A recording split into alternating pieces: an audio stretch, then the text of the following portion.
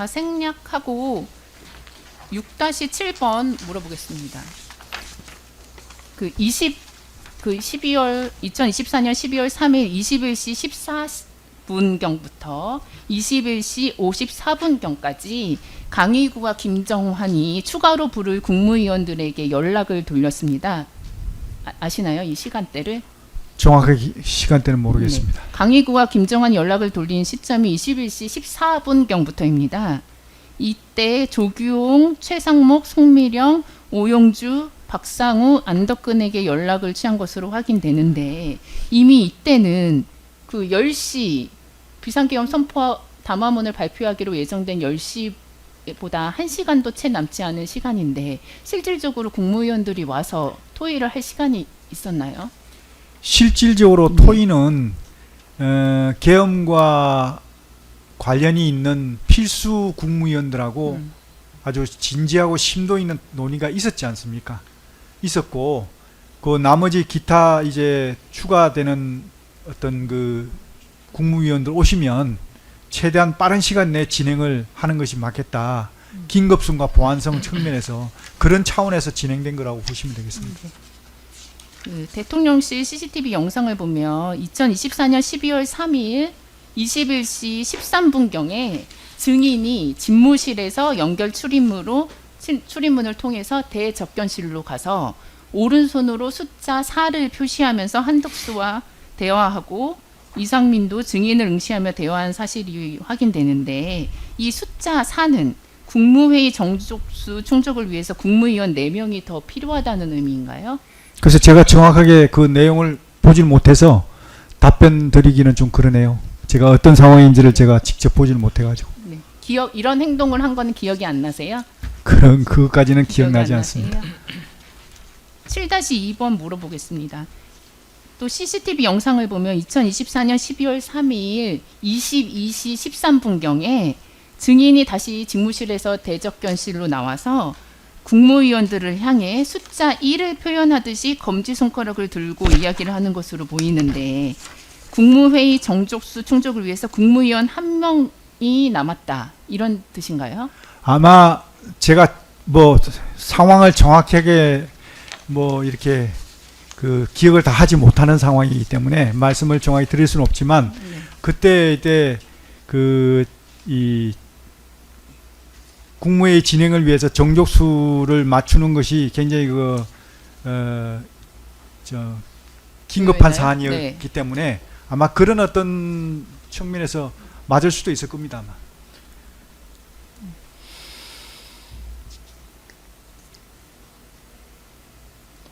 생략하고 9번 물어보겠습니다. 증인은 피고인의 내란 우두머리 등 사건의 증인으로 출석해서 피고인은 처음부터 계엄과 관련된 국무위원들만 불러서 의견을 듣고 그 이후 정족수에 필요한 인원을 부르자는 의견이었다라고 증언했는데 맞는가요? 네, 맞습니다. 그리고 계속해서 증인은 정족수에 맞춰서 국무위원들의 위치를 파악하여 빨리 올 수 있는 국무위원들을 선별했다라고 증언했는데 맞나요? 아니 그렇게 했는지 안 했는지 모르겠지만 네. 대통령님께서 말씀은 그런 뉘앙스로 말씀하셨다는 겁니다. 근데 실제로 빨리 올 수 있는 국무위원을 선별했는지 여부에 대해서는 그건 제가 확인 모르신다는 거예요? 못했습니다. 네.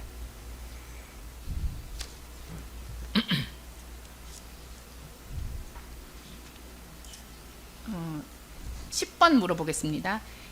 그 비상계엄 선포를 위한 국무회의는 얼마나 진행되었나요? 시간이? 글쎄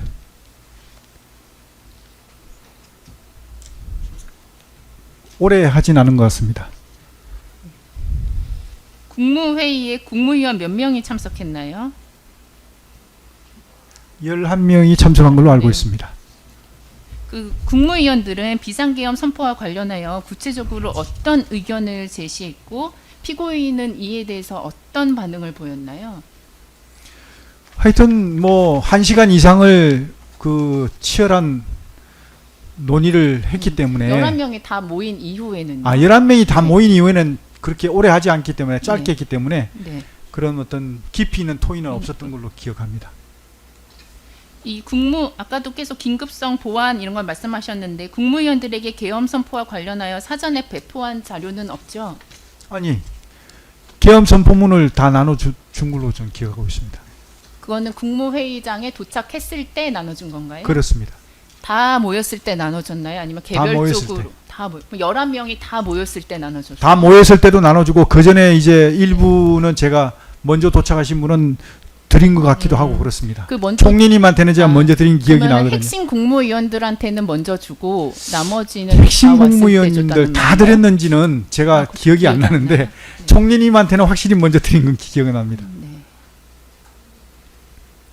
15번 물어보겠습니다. 국무위원들이 늦은 시간에 이 11명이 영문도 모른 채 대통령실로 호출을 당해 갑자기 대통령으로부터 비상계엄을 선포할 예정이라는 것을 듣게 된다면 그 상태에서 충분한 판단이나 검토를 기대하기는 어렵지 않나요? 핵심 국무위원들께서는 와서 충분한 논의가 있었기 때문에 저는 뭐 그렇게 생각지는 않습니다.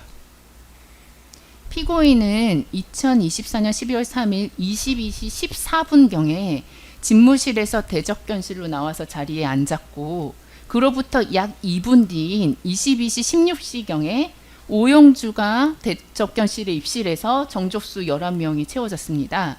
그로부터 약 2분 후에 피고인과 증인은 그 2분 후인 22시 18시 경우에 대적견실에서 퇴실해서 비상계엄을 선포하였습니다. 그렇다면 그 오영주가 입실하고 비상계엄 선포를 위해서 퇴실하기까지 2분간 국무회의가 진행된 건가요?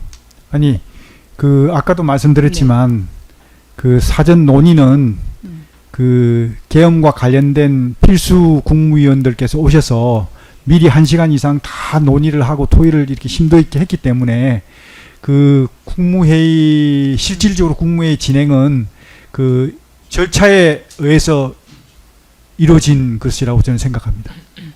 그 마지막으로 도착한 오영주 장관에게 비상계엄 선포와 관련하여 발언할 기회가 주어졌나요? 그건 모르겠습니다. 17번 생략하겠습니다. 일부 국무위원들은 소집 통지를 받고 대통령실로 가던 중에 비상계엄이 선포되어 국무회의에 참석조차 하지 못한 사실을 알고 있나요? 그 아까 제가 말씀드린 대로 정족수 11분을 딱 채우기 위해서 연락드린 게 아니고 두세 번 정도 더 연락을 드린 걸로 알고 있거든요. 그래서 13분인가 14분인가를 이렇게 연락을 드렸는데 아마 그 11분까지 오신 분은 이제 참석을 하셨고 그 이후에 도착하신 분은 참석을 못했을 수도 있겠다는 생각을 합니다. 네. 이상입니다. 예.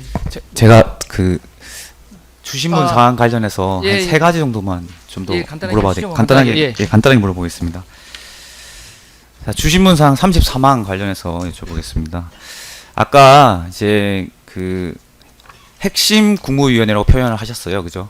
핵심 국무위원을 소집하시고 논의를 거치신 다음에 추가로 6명 정도를 더 호출을 했다 이렇게 진술을 하셨고 그 기준은 시간적 제약과 빨리 올 수 있는지 여부에 따라서 소집한 것으로 알고 있다 이렇게 증언을 하셨는데 맞으신가요? 네, 맞습니다. 자, 그러면 그 추가 6명을 누가 특정했는지를 알고 계세요? 글쎄, 그건 제가 잘 모르겠습니다. 자, 김정환 씨가 이제 진술한 내용에 의하면 대통령께서 직접 구두로 누구를 더 불러라라고 지시를 했다고 합니다. 그건 알고 계신가요? 몰랐습니다. 자, 그러면 대통령이 집무실에서 국무위원들이 일일이 다 나머지 국무위원들이 다 어디에 있고 누가 제일 빨리 올 수 있는지를 다 파악하고 있었던 건가요? 그건 저 잘 모르겠습니다. 그러면은 증인이 하신 말씀은 아까 시간적 그런 제약과 어떤 뭐 빨리 올 수 있는 사람인지에 따라서 불렀다는 거는 증인의 생각이고 사실은 아닐 수 있겠네요. 제 생각이 아니고 대통령님께서 처음 지침을 주실 때 아까도 말씀드렸지만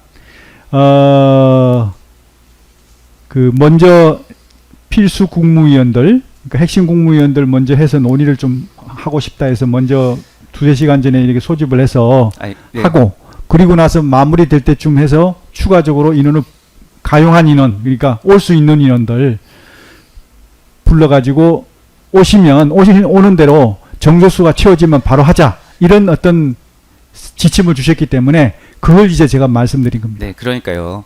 추가 인원이 원래 특정되어 있었던 건 아니잖아요, 그죠? 추가 위원은 특정되어 있었던 건 아니고 그렇죠. 당일 결정된 건 그렇죠. 맞잖아요. 대통령이 집무실에서 갑자기 추가 6명을 특정을 했는데 대통령이 그 6명이 어디에 위치하고 있는지를 알고 있었냐고 제가 그건 여쭤보는 제가 겁니다. 알 바가 없습니다.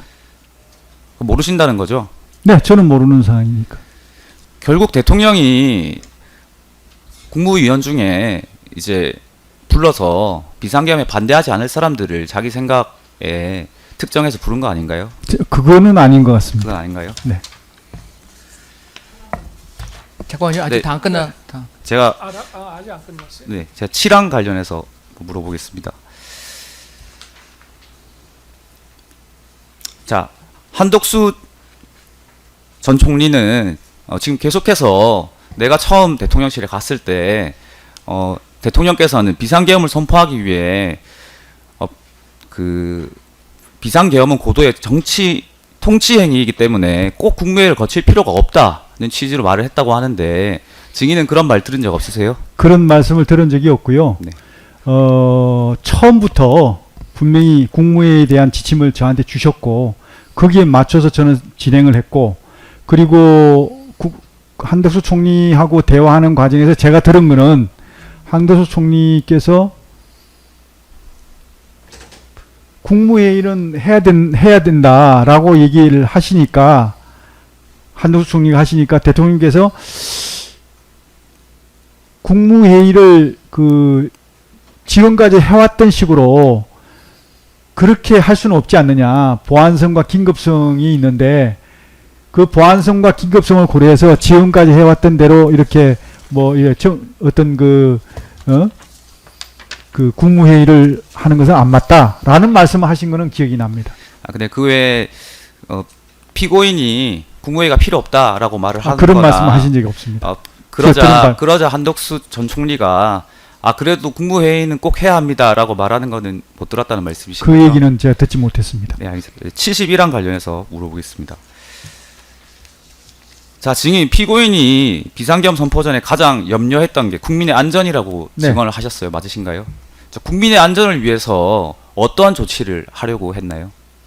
아까 잠깐 말씀드린 대로 국민의 안전을 최우선적으로 하라는 지침을 주시면서 병력을 최소화시키자. 병력이 많이 들어가면 불안하고 그 불안 심리가 또 확산되고 하면 여러 가지 또 불안전한 요소가 생길 수가 있으니 병력을 최소화해서 질서 유지에 필요한 인원들만 좀 최소화시켜서 투입을 시키면 좋겠다 하는 말씀하셨고 그 다음에 두 번째는 간부들 위주로 간부들로 편성되어 있는 부대를 좀 투입을 시키면 좋겠다. 아무래도 병사들이 투입되게 되면 이게 그 상황 판단하는 것이 좀 부족할 수도 있고 하니까 그런 어떤 간부들 위주로 해서 안전을 좀 더 확고히 했으면 좋겠다. 이런 어떤 의도시고요. 그 다음에 이제 알겠습니다. 실탄을 개인 지급하지 말라 그런 지침을 주셨습니다.